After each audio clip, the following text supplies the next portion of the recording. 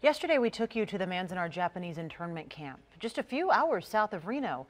Every year, Manzanar holds a pilgrimage for the survivors to discuss their time there with younger generations. Ariana Bennett was there as well. She joins us now with their stories.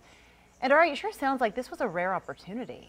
Yeah, it really was. Now, there aren't many left who remember being imprisoned in the camps since they were closed more than 70 years ago.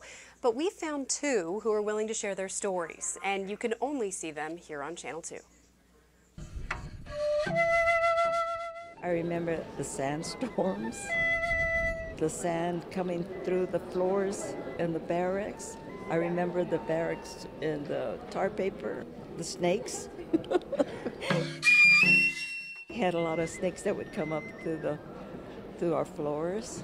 We found Alice Kyoko Nakagawa Rodriguez searching for her own name on this wall of Manzanar prisoners. That's my dad, that's my mom, that's my sister, and that's me.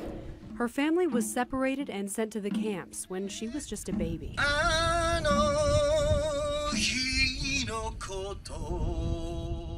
I was 1.5. My sister would have been about 4.5. For years, the family lived within the barbed wire of the camp, waiting in line for food and wondering what would happen to them.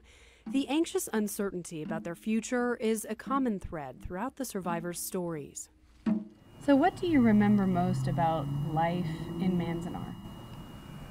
Well, not knowing what's going to happen to us, and just kind of sitting there. Wilbur Sato was a 12-year-old living in Los Angeles when he was herded onto a train. It was dark and children reclined. We didn't know where we were going. 8 hours in the dark until he found out. When we came to Manzanar, we met there with soldiers with bayonets on their rifles, Wilbur's parents were citizens. His mother was born in the United States and had volunteered for the war effort. We were patriotic Americans. All of a sudden, we were the enemy.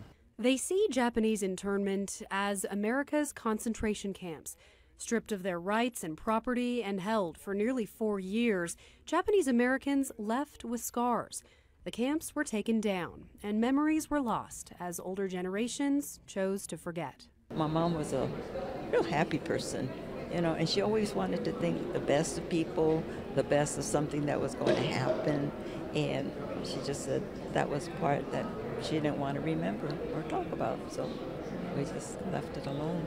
Now the younger generations are speaking up in their place, hoping America will never forget. That it should have never happened.